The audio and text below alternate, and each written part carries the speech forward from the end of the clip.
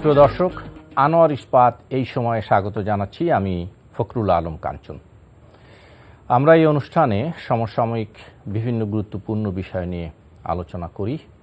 আজ আলোচনা করব বহুল আলোচিত সমালোচিত বর্তমান নির্বাচন কমিশন আজকে 5 বছর পূর্ণ করে বিদায় নিলেন। অন্যদিকে সার্চ কমিটি নতুন নির্বাচন কমিশন গঠনের লক্ষ্যে নাম প্রস্তাব করার জন্য যে কর্মসূচি হাতে নিয়েছে, যে কাজগুলো করছে, সেই কাজের অংশ হিসেবে আজ তারা প্রস্তাবিত বিভিন্ন রাজনৈতিক ব্যক্তি পর্যায়ের বিভিন্ন লোকের নাম তারা প্রকাশ করেছেন।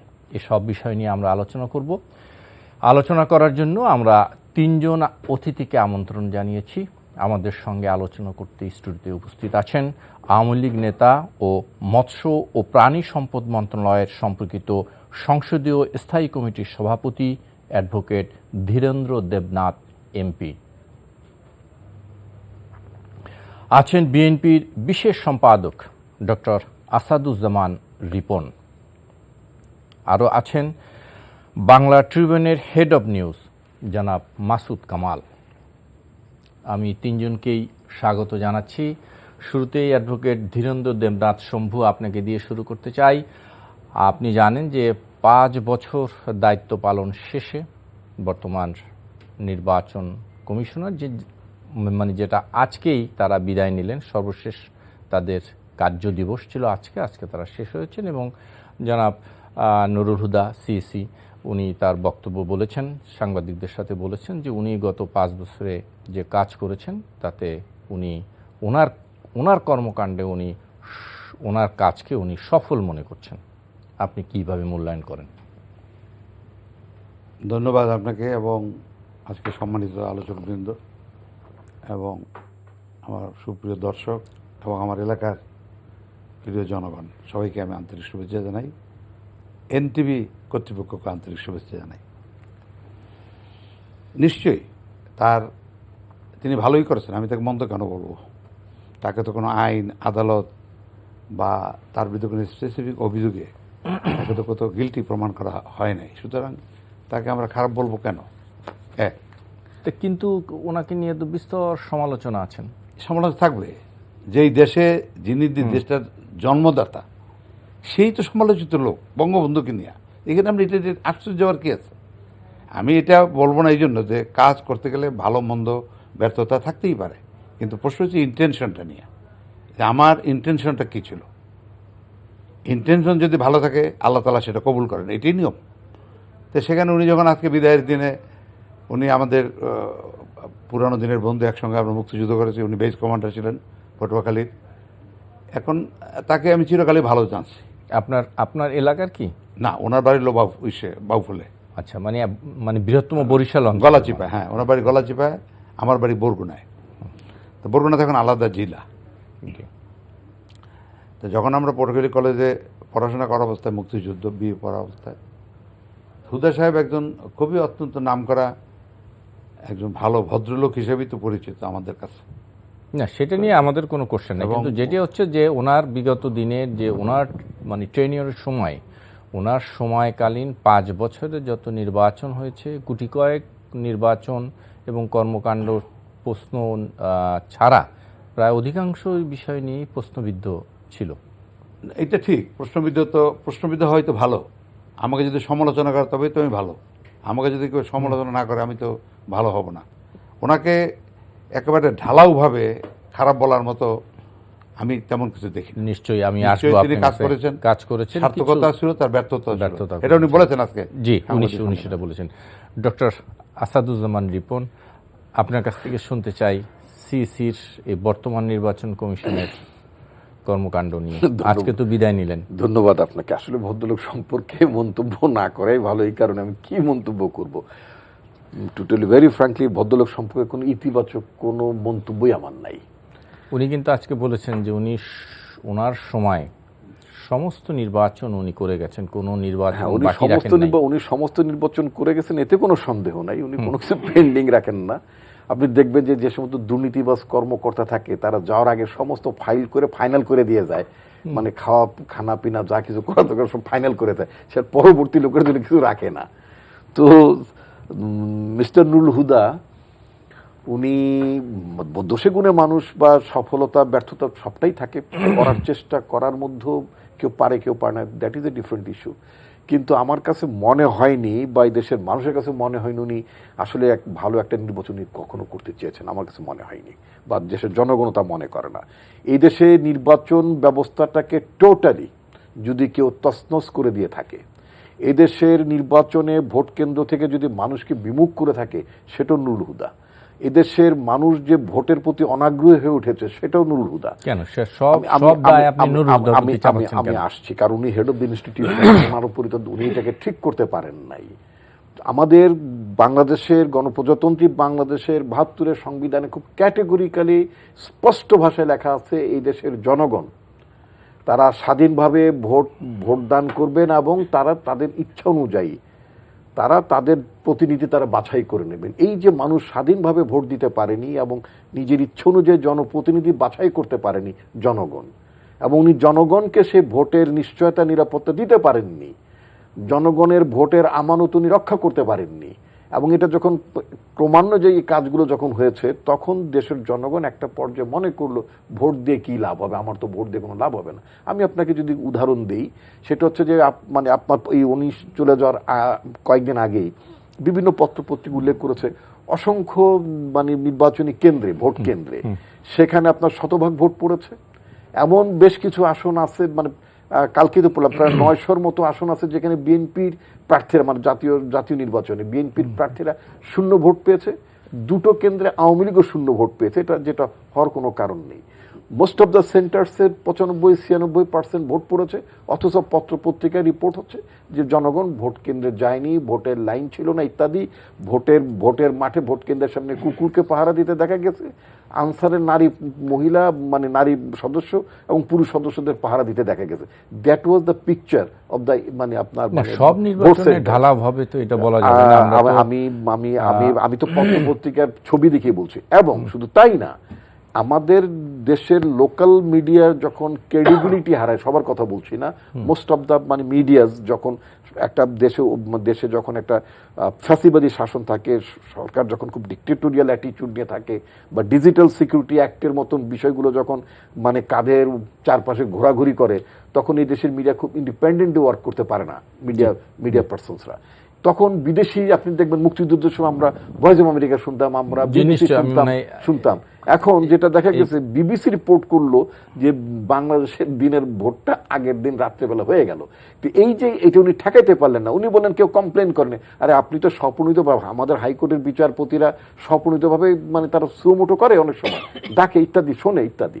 তো উনি তো একটা সাংবিধানিক পোস্টে ছিলেন, উনি কেন সেটা করতে পারলেন না, কেন ডাকলেন না? এই যে কাজগুলো উনি করলেন। তবে এখানে আমি একটা লাইনে মানে মাত্র 10 সেকেন্ডে শেষ করি, 12 কমে। আমরা ছোটবেলা একটা প্রবচন শুনতাম যে যখন যদি কারোর এক কান কাটা থাকে তখন সে লজ্জা শর্মে এক পাশ দিয়ে হাঁটে, যখন 2 কান কাটা থাকে সে মাঝখান দিয়ে হাঁটে, কারণ তার আর কিছু হারাবার থাকে না। এই ভদ্রলোক যাওয়ার আগে বললেন যে তিনি মনে করেন তিনি খুব সফল, তিনি খুব ভালো কাজ করছেন। আসবো আপনার কাছে আবার একটু শুনে আসি। কি বলবো? জনাব মাসুদ কামাল, সিসির কোনো সাফল্য আপনি দেখেন কিনা? হ্যাঁ, সাফল্য তো আছেই। 5 বছর ছিলেন, দাপটের সঙ্গে ছিলেন। সরকার, বাংলাদেশ যে গভর্নমেন্ট এখন যারা ক্ষমতা আছে, তারা তো মনে করেন আপনার দাবিও করে, এই দেশের ম্যাক্সিমাম মানুষ তাদের সমর্থন করে। তো এমন একটা সরকার এবং সরকারি দলের কেউ তো কোনোদিন এই সমালোচনা করে নাই। তাহলে কি হলো? তাহলে তত্ত্বগতভাবে দেশের সংখ্যাগরিষ্ঠ মানুষ ওনার কাজে সমর্থন করেছে। এটা ওনার সাফল্য, কারণ সরকারি দলের সবসময় সমর্থনটা উনি পেয়ে গেছেন, এটা তিনি অর্জন করেছেন। এখন এই সমর্থন উনি কীভাবে অর্জন করেছেন সেটা ওনার ক্যারিশমা, উনি অর্জন করেছেন। এবং উনি আবার কিন্তু সার্টিফিকেটও পেয়েছেন। সার্টিফিকেট কীভাবে পেয়েছেন? আজকে ওবায়দুল কাদের বলেছেন যে আওয়ামী লীগ সরকার, তার সরকার কোনো নির্বাচনের অংশ মানে কোনো হস্তক্ষেপ করে না, নির্বাচন কমিশনের কাজে হস্তক্ষেপ করে না, এবং আগামীতেও করবেন। আগামী পার্টটা পরে বলি, করে না, তার মানে ওনার আমলে করে নাই। তাহলে আওয়ামী লীগ কোনো হস্তক্ষেপ করে নাই, কিন্তু ওনার কর্মকাণ্ডকে আওয়ামী লীগ ভালো বলেছে। এর চেয়ে বড় সাফল্য কি আপনি পাবেন? পেয়েছে তো, পরিপূর্ণভাবে পেয়েছে। এখন এবং এটা উনি দাবিও করেছেন যাতে আপনারা ভুল না বুঝতে পারেন যে উনি সফল। শুনেন ভাই, একটা কথা আছে। না, উনি বলেছেন মানুষ হিসাবে কোনো ভুল ত্রুটি তো হতে পারে, কিন্তু ওনার দৃষ্টিভঙ্গি, নিরপেক্ষ দৃষ্টিভঙ্গির কোনো অভাব মানে ছিল না।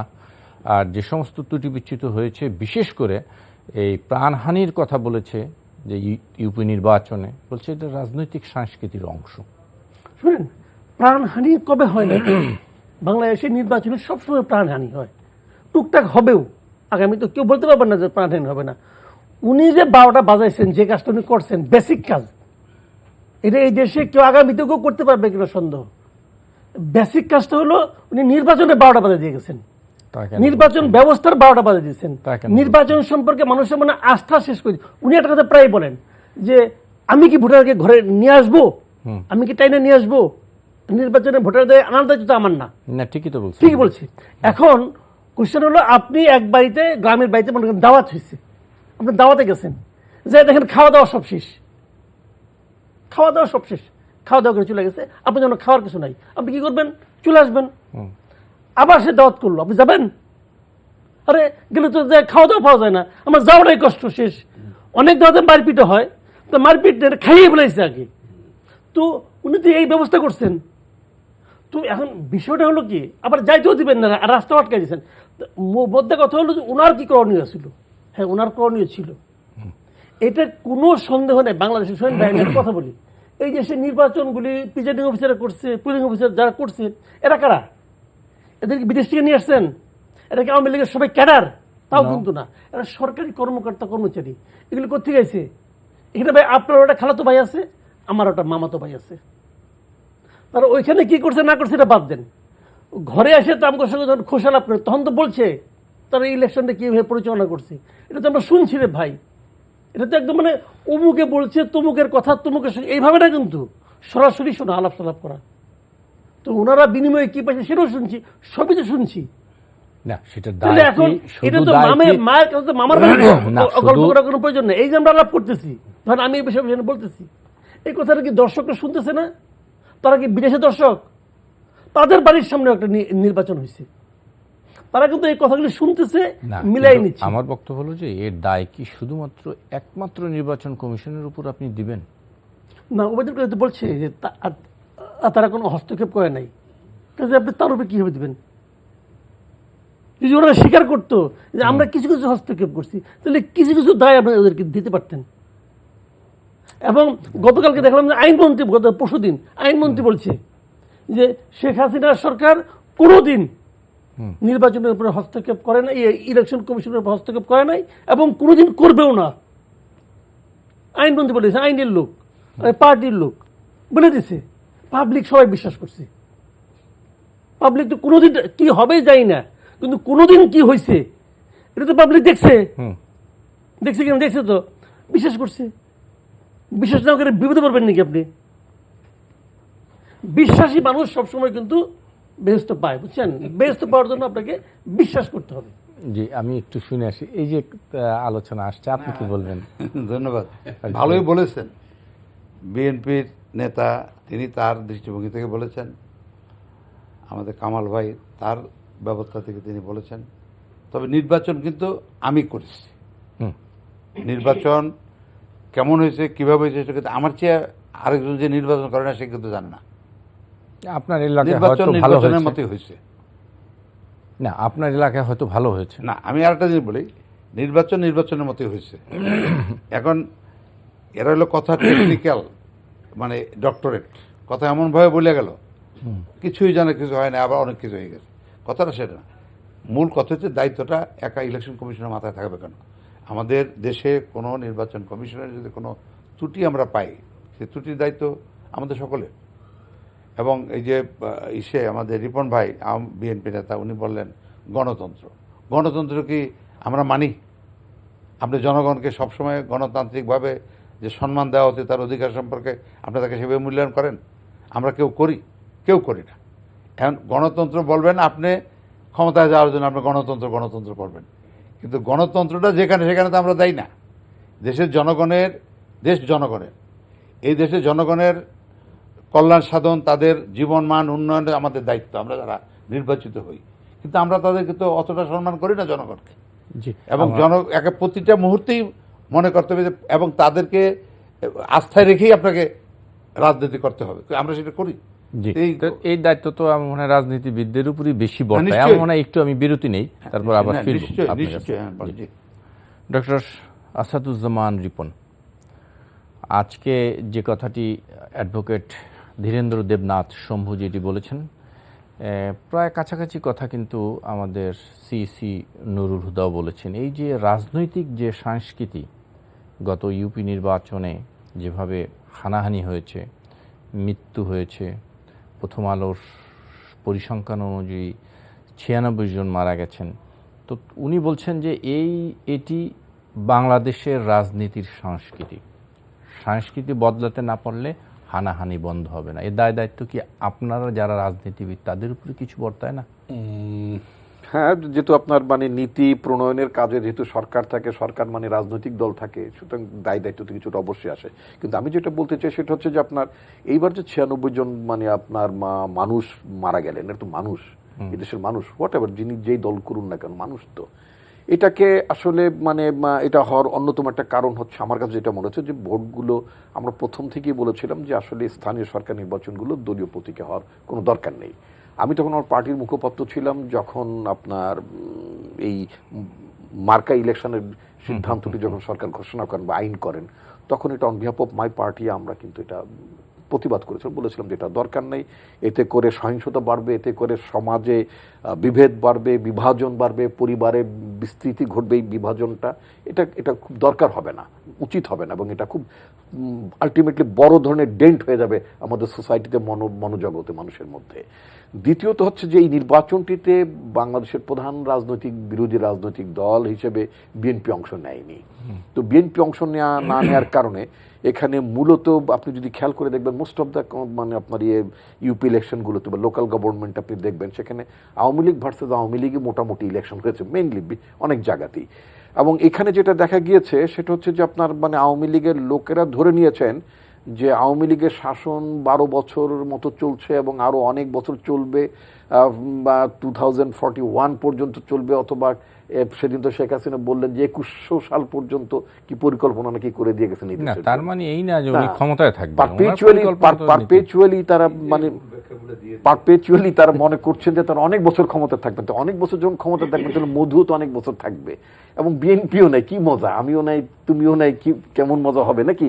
তো বিএনপি নাই, এখন আওয়ামী লীগ মাঠে আছে। এখন এই জায়গায় যদি মানে এখন মনে করেন আওয়ামী লীগের কলিমউদ্দিন ইলেকশনে দাঁড়িয়েছে, সলিমউদ্দিন বিদ্রোহী হয়ে গেছে। এখন সলিমউদ্দিন যদি যেভাবে হোক না কেন এই ইউপি চেয়ারম্যানটা যদি করায়ত্ত করতে পারে, চেয়ারম্যানশিপটা, মেম্বারশিপটা, তাহলে তার জন্য বিরাট ব্যাপার। এবং সে ধরে নিছে যে আমাকে মনোনয়ন দাও নাই, আমি দেখাই দিলাম যে আমি কত বড় একটা ব্যাটা এবং তুমি ভুল করেছো। এই কারণে আপনার সহিংসতাটা অনেক বেশি বেড়েছে। এখানে আমার বক্তব্য হচ্ছে একটু যেহেতু দায়ের কথা বলেছেন, সম্ভবত একমত হবেন, আমাদের আসলে নির্বাচনী ব্যবস্থার মনোনয়নের ব্যবস্থার মধ্যে একটা বড় মাপের গলদ রয়ে গেছে।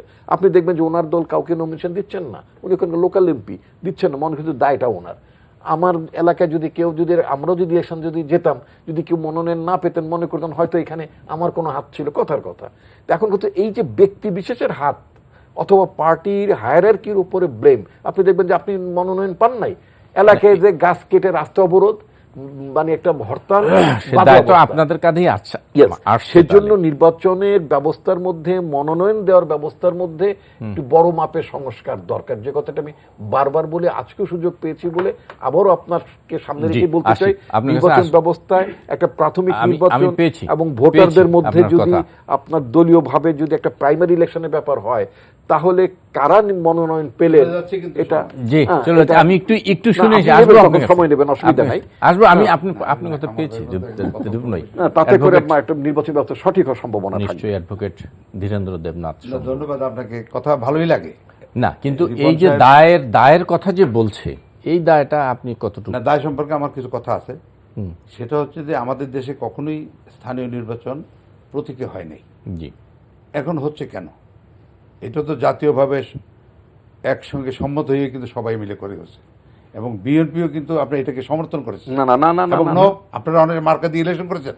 না রিপন ভাই এটা কিন্তু বলেন না না মার্কা দিয়ে ইলেকশন আপনারা করেছি মার্কা না, কেন দিছেন? না মার্কা আপনারা দিয়ে ইলেকশন মার্কাটা না দিতেন যে আমরা মার্কা দিয়ে করব না, আমরা ইলেকশন বয়কট, কিন্তু আপনারা মার্কা দিয়ে ইলেকশন করছেন, সুতরাং এই কথাটা আর বলা যাবে না। এবং মাননীয় প্রধানমন্ত্রী জাতীয়ভাবে সম্মত হওয়ার পরেই কিন্তু এটা আসছে, যদিও আমি এটাকে সমর্থন করি কিনা সেটা অন্য বিশ্লেষণ ব্যক্তিগতভাবে, কিন্তু মানুষ তো পছন্দ করছে, কর্মীরা তো পছন্দ করছে। মানে আর এই আপনি যে বলছেন হত্যাকাণ্ডের জনগণ কথা মানে জনগণ পছন্দ করেছে মার্কা দিয়ে, দিল তো ভোট, না ভোট দেওয়া একটা জিনিস, আর একটা হলো এটা যে কিন্তু আপনি বলা যাবে না, না সেটা এটা আমি বলতে পারবো না। জনগণ যারা আওয়ামী লীগ আমরা করি, জি নৌকাটা দেখলে তো আমাদের এমনও ভালো লাগে, হ্যাঁ নৌকা ভালো, কিন্তু আখেরে কি হয়েছে সেটা হিসাব নিকাশ করবেন কামাল ভাইরা। না কিন্তু এটা আমাদের হিসাব নিকাশে কি আছে? না এই যে তবে- বলা হচ্ছে যে মার্কাটা দেওয়ার কারণে এলাকায় হানাহানি এবং বা বিভেদ বেশি তৈরি হয়েছে। এটা শোনেন, এটা কেউ বলে এইভাবে, আমিও বলবো অন্যভাবে। জি প্লিজ। এটার জন্য হয় নাই, হানাহানিটা গ্রামে এমনিতে হয়। আপনার নিশ্চয়ই মনে আছে যে 87 এরশাদ সাহেব একদিনে সারা বাংলাদেশের ইলেকশন করছিল, কামাল ভাই মনে থাকতে পারে, 200 লোক মারা গেছিল একদিনে, সারা বাংলাদেশে ইউনিয়ন পরিষদ নির্বাচন করছিল। তখন আমি জেলে, ওই যে অক্টোবর ওই ঘেরাও আন্দোলন ছিল এরশাদের, তখন আমাদেরকে আটকে ফেলাইলো, একটা বছর আটকে রাখলো।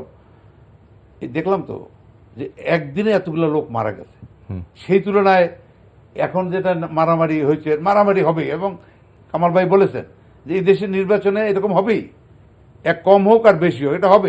এটা গ্রাম, আমাদের গ্রামকে সেভাবে তৈরি করতে পারি নাই, মানুষকে তো আমরা কেউ ওইভাবে তৈরি করার চেষ্টা করি না। আমরা যারা নেতৃত্ব করি, আমরা আমাদের তালে থাকি, মানুষকে তো এগুলো বোঝাতে হবে।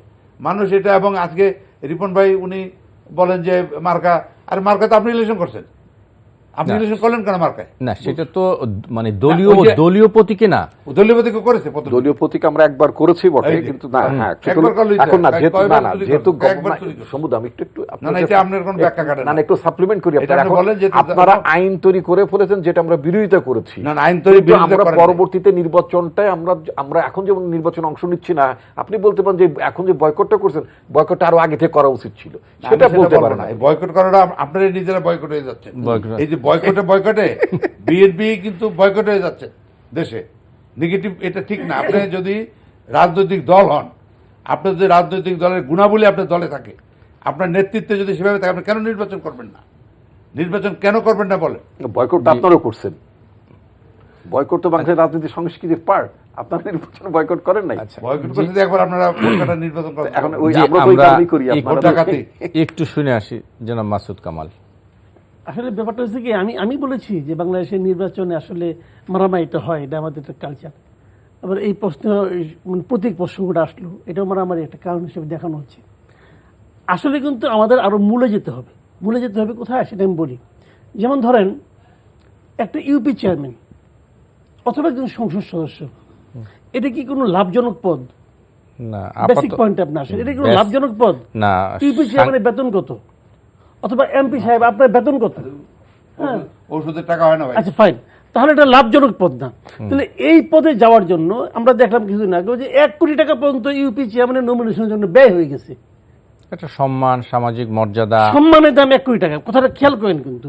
তাহলে খালি সম্মানটা নাকি দাপটটা, এলাকার অলিখিত জমিদার হওয়াটা, মূল কাজটা কোথায়? মূল কাজটা কিন্তু ওই জায়গাটাতে যে এই এলাকায় কে কাকে বিয়ে করবে সেটাও আমি নির্ধারণ করে দেবো। এক ধরনের পরামর্শ হয়তো দেন, কিন্তু পরামর্শই দেয়।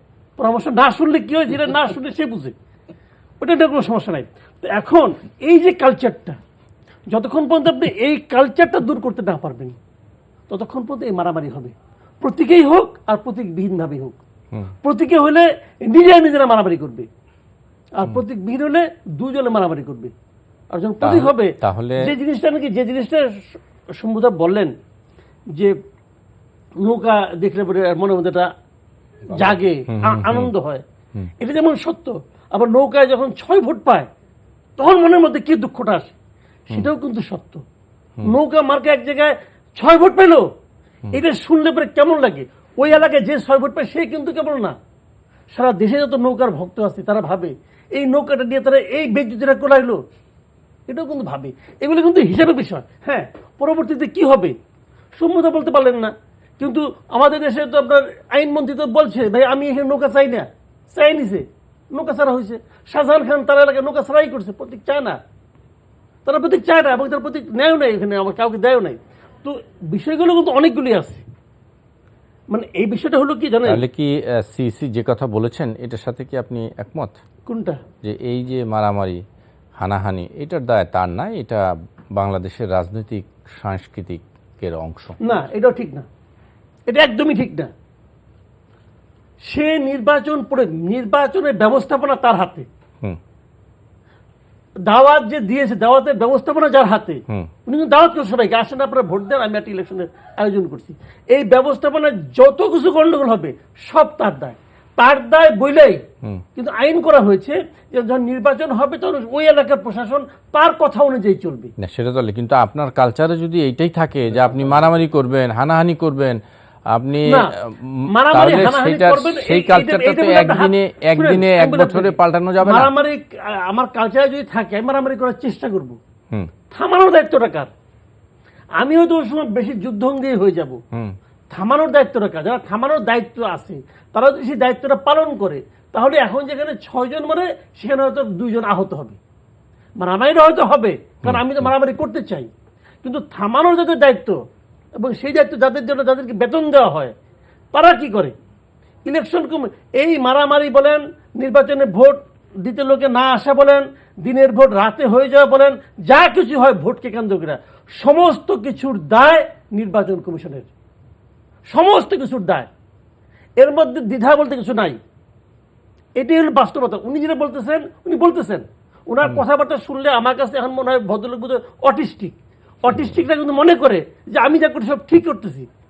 না তো ঠিক করছেন না উনি, ওনার কথা হাস্যকর কথাবার্তা বলেন উনি। না মানে তো কোন এগুলো কথা? বললে তো হবে না, না, বলতে পারেন পাগলের শান্তি মনে মনে, বললে কি করবেন আপনি? না কিছু বুঝে আরাম পাইতেছেন। উনি কিছু কাজ তো করেছেন, ওনার সময় তো কিছু নির্বাচন হয়েছে, ইভিএম এ ভোটের বিষয় ছিল, ভাইরে, এনআইডি ছিল। একজন লোক বসে থাকলেও তো কিছু কাজ হয়, কাজ হবে না কেন? কাজ কি হয়? ওনার কাজ কি? যে কাজগুলো মানুষের মনে পড়ে, উনি যখন চলে যাবেন ওনার কোন কাজগুলোর কথা আপনার মনে পড়বে? অনেক কিছু মনে পড়বে, এবং এটাও মনে পড়বে উনি সরকারের খোঁজে হজ করে আইছেন, এটা মনে পড়বে উনি রাশিয়ার নির্বাচন দেখে আসছেন। বিশাল বিশাল কাজ, এক একটা বেসিক কাজ তো এগুলো করছেন, যেগুলি মনে পড়বে সেগুলি তার কাজ। এরশাদ শিকদার ফাঁসিতে ঝুইলা মইরা সাফ হয়ে গেছে, ওনার কাছে যখন মানুষের মনে পড়ে উনি কিন্তু গানও গাইতেন এরশাদ শিকদার। আবার কোনটা মনে পড়ে? যেগুলি মনে পড়ে সেগুলি তার কাজ। আমাদের এরশাদ সাহেব মারা গেছেন, ওনার কি কথা মনে পড়ে আপনার? ওগুলি তার কাজ। বাকিগুলোর কথা মনে লাভ নেই। একজন মানুষ 24 ঘন্টায় অনেক কথা বলি আমি, গত 24 ঘন্টা সকাল থেকে এই পর্যন্ত আমি হাজার হাজার কথা বলছি। যে কথাগুলো আপনার মনে পড়বে সেগুলো হলো আমার কাজ। জি, আমাদের ইলেকশন কমিশন সাহেব যেগুলো করছেন ওগুলো ওনার কাজ। যেমন উনি বলেন না যে ওনাকে আমরা আগে থেকে চিনি, মুক্তিযুদ্ধ করছেন, ওনার কিন্তু মনে পড়ছে মুক্তিযুদ্ধ ছিলেন, এটা ওনার কাজ। উনি বলছেন ওনাকে উনি ভালো মানুষ হিসেবে চিনেন, দেখছেন, যতদিন দেখছেন ভালো মানুষ আগে দেখছেন, ওটা ওনার কাজ। বেসিক্যালি একটা কথা মনে রাখবেন, সেই জিনিসটা হলো এটা মানে এই কথা যে একটা মানুষ কতটা ভালো সেটা নির্ভর করে তার সম্পর্কে আপনি কতটা কম জানেন তার উপর। শম্ভুদের কাছে আগে উনি ভালো ছিলেন কারণ ওনার সম্বন্ধে কম জানতেন, এখন এই ভদ্রলোক সম্বন্ধে জাতি জানে, অতএব জাতি বিচার করতে পারে উনি কতটা ভালো। এই যে কামাল ভেজে পেঁচাই একটা জায়গায় নিতে চায়, হ্যাঁ। আমি অর্থটা বুঝলাম না। হ্যাঁ আপনি বলেন কিছু। এটা এইভাবে বলা, আপনার স্বাধীনতা আছে বলা, আপনি বলেন, কিন্তু প্রশ্ন যে এত খারাপ না, আপনি যত খারাপ বলেন অত খারাপ না।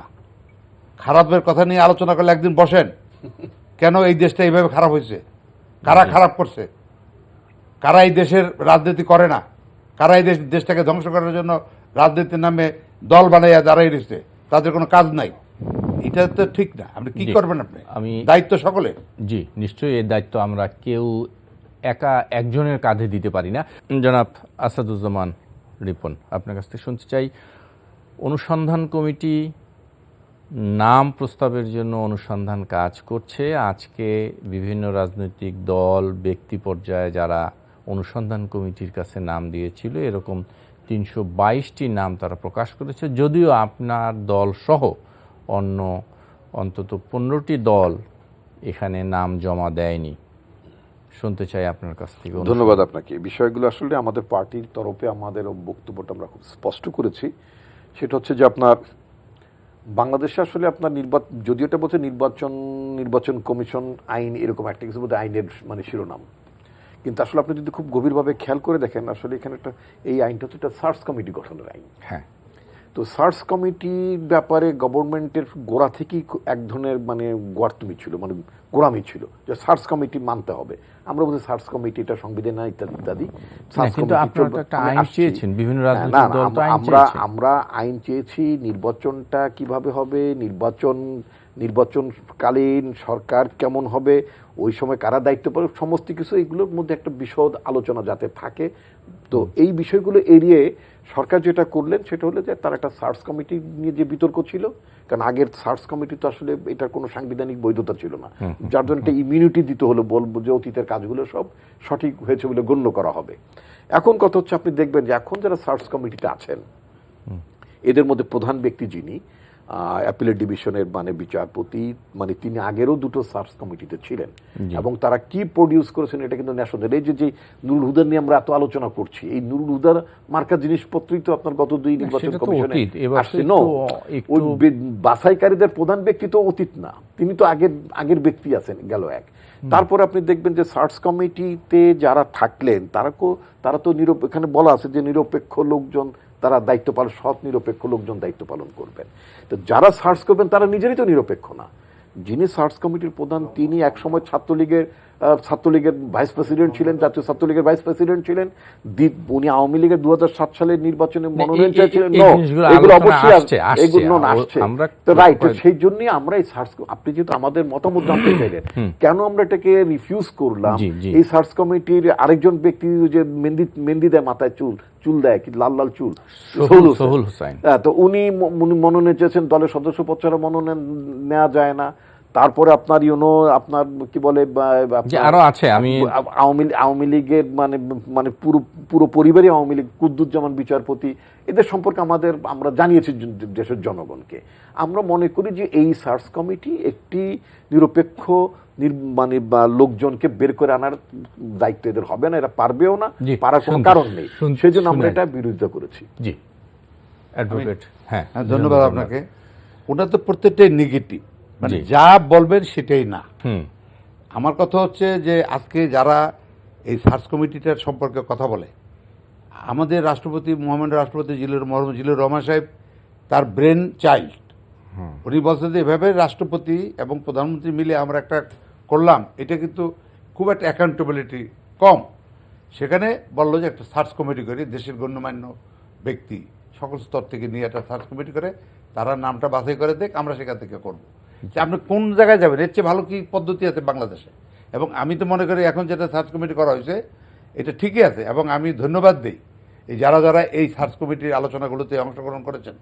অর্থাৎ তারা দেশের রাজনীতি, দেশের অর্থনীতি, সমাজ ব্যবস্থা, আমাদের মন মানসিকতা, উপরে নিচে সকল স্তরের মানুষের মন মানসিকতার একটা বহিঃপ্রকাশ আমরা দেখতে পাই। এটা খুবই প্রশংসনীয় এবং এটা দিয়ে বোঝা যায় যে আগামী দিনগুলো আমাদের ভালো যাবে। তারা যে আগ্রহ প্রকাশ করেছেন সার্চ কমিটির ব্যাপারে, যে কষ্ট করেছেন, আমি তাদেরকে ধন্যবাদ দিই। এবং এইটাই তো নিয়ম, এবং এটা না করে তো আগের মতো করা যেত। আপনারা তো 75 বঙ্গবন্ধুকে হত্যা করার পর থেকে তো আপনারা তো অনেকদিন ক্ষমতায় ছিলেন, আপনারা এবং এরশাদ আপনারা করেন নাই কেন? 50 বছর পর্যন্ত আপনারা কেন এটাকে আপনারা কেন করেন নাই? আপনারাও ছিলেন ক্ষমতা। না, আমরা ছিলাম আমরা, কিন্তু আমরা যে কিভাবে কষ্ট করে দেশটা চালাইছি, এত কষ্ট করে তো কোনো দল এই দেশে রাজনীতি করে নাই। আমরা যে কষ্ট করে জীবন দিয়া, রক্ত দিয়া, জীবনের সবকিছু শেষ করে আওয়ামী লীগ এই দেশটার জন্য যা করেছে, সেরকম আমাদের পাশাপাশি কোনো রাজনৈতিক দল ব্যক্তিত্ব আমি দেখি না। সুতরাং আমরা চেষ্টা করেছি। নেত্রী বঙ্গবন্ধু হত্যার পরে ক্ষমতায় গেলেন, তখন আমিও মন্ত্রী ছিলাম। আমরা দেখেছি কিভাবে দেশটাকে আমরা রক্ষা করব, কিভাবে মানুষকে আমরা তোকে ভাত দেবো, এই জন্য চেষ্টা করে শেখ হাসিনা এইভাবে নিয়ে আসছে। আজকে বিভিন্নভাবে তার অবদানগুলোকেও খাটো করে দেখা হচ্ছে।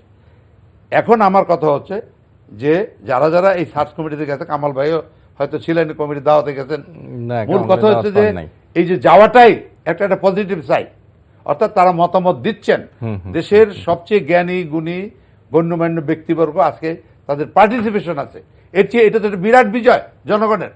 জি, একটু শুনে আসি যেন মাসুদ কামাল। আমরা দেখলাম যে বিভিন্ন বিশিষ্ট জনরাও ওই আলোচনায় গিয়ে এক ধরনের মতামত দিয়েছিলেন যেন বিভিন্ন রাজনৈতিক দল ব্যক্তি পর্যায়ে যে সমস্ত নাম এসছে সেই সব নামগুলো প্রকাশ করার জন্য। আজকে কিন্তু সেই সার্চ কমিটি, অনুসন্ধান কমিটি এই নামগুলো প্রকাশ করেছে। আপনার কাছ থেকে একটু শুনতে চাই, এক ধরনের কি মানে আপনি কেমন করে দেখছেন? না, এটা কিন্তু আমি বলি কি এই জিনিসটা আমার কাছে ভালো লাগছে, আমি এটাকে সমর্থন করি এই কারণে যে এই যে সার্চ কমিটি হয়েছে এটা নিয়ে অনেক আলোচনা হচ্ছে, মানে বিএনপি তো এটাকে বাতিলই করে দিচ্ছে। বিষয়টা হলো কি, আপনার কাছে বিকল্পটা কি ছিল? আপনি এটা তো নির্বাচন কমিশন আইন, কিন্তু এটা কথাটা খেয়াল করেন, এটা কিন্তু নির্বাচনের সরকারের আইন না, নির্বাচন কমিশন আইন। তো নির্বাচন কমিশন কীভাবে গঠন করবেন তার একটা আইন গভর্নমেন্ট করেছে। বিএনপি প্রথম বললো আইন নাই, আইন করো। যখন আইন করলো, আইনটা খুব তাড়াহুড়ো করা হয়েছে, কোনো সন্দেহ নাই। প্রথমে আইনমন্ত্রী বললো সময় নাই, পরে হুট করে সময় হয়ে গেল এবং সেটা করেও ফেরাইলো। যাক, এটা নিয়ে আপনি বলতে পারেন, কিন্তু যে আইনটা করছে আপনি যদি ভুল ধরেন তাহলে আইনের ভুল ধরবেন, যে এই আইনটা এইভাবে করা ঠিক হয় না। যেমন আমার একটা পয়েন্ট খুবই খারাপ লাগছে, সেটা হলো গিয়ে নির্বাচন কমিশনার হতে হলে মিনিমাম বয়স লাগবে 50। এটা আমি সমালোচনা করি। আমি মনে করি যে দেশে প্রধানমন্ত্রী হইতে মিনিমাম বয়স লাগে 25, রাষ্ট্রপতি হইতে বয়স লাগে 35, সে দেশে নির্বাচন কমিশন হওয়ার জন্য 50 লাগবে কেন? তাহলে কি আপনি প্রকারান্তরে অবসরপ্রাপ্ত সরকারি কর্মকর্তাদেরকে পুরস্কার দেওয়ার জন্য এখানে ঢোকাবেন? এই আইনটা আমলারা করছে, আমলারা ড্রাফট করছে, আমলারা তাদের মতো করে করছে। সেটা হলো আইনের সমালোচনা, সেটা অন্য লাভ, ওই আলোচনা যাচ্ছি না। বিএনপি কিন্তু সুনির্দিষ্টভাবে আইনের কোনো সমালোচনা করতেছে না। বিএনপি কিন্তু এটাও বলতেছে না যে কিভাবে নির্বাচন কমিশন আইনটা করা যেতে পারে, অথবা সার্চ কমিটি না তাহলে কি। বিএনপি কিন্তু তাও বলে না। বিএনপি খালি বলতেছে নির্বাচনকালীন সরকার কি হবে সে আলোচনা, সেটা অন্য দাবি, অন্য আন্দোলন, ওই আলোচনা আমি এখন যাব না। এখন যেটা হয়েছে যে সার্চ কমিটি যেটা হয়েছে এটা ভালো না, তাহলে ভালোটা কি বলেন? তাহলে তাও কিন্তু কেউ বলে না। একটু শুনি। হ্যাঁ বলেন, তারপরে আমি বলি। জি, আমি আমাদের শ্রদ্ধেয় শিক্ষক প্রফেসর ওয়াহিদুদ্দিন মাহমুদ সাহেবের একটি বক্তব্য দিয়ে বলতে চাই। উনি বলেছেন দেশে একটি ভালো চমৎকার নির্বাচন হওয়ার জন্য অবশ্যই একটা ভালো নির্বাচনী আইন বা নির্বাচন কমিশন দরকার। তার চেয়েও বেশি দরকার হচ্ছে যে নির্বাচনকালীন একটি সরকার, যে সরকারটি একটি ভালো নির্বাচনের গ্যারান্টি দেবে। তা আমার কথা হচ্ছে সরকার তো পরে আসবে, সেটা তো No, আরো no, no, 2 বছর no, বাকি। no, no. কিন্তু আপনি No, তো no, নির্বাচন আমি- আমি- কমিশনের আমি- মেয়াদ তো, আমি- আমি আমার কথা একটু আমা- বলি, আমার- আপনি আমি- আপনি আপনি বলেন। তো আমার মতামতটা জানতে চেয়েছেন, সেজন্য বলতে না, চাই। আমি একটু বলে দিচ্ছি, আপনার কথা তো অবশ্যই শুনবো।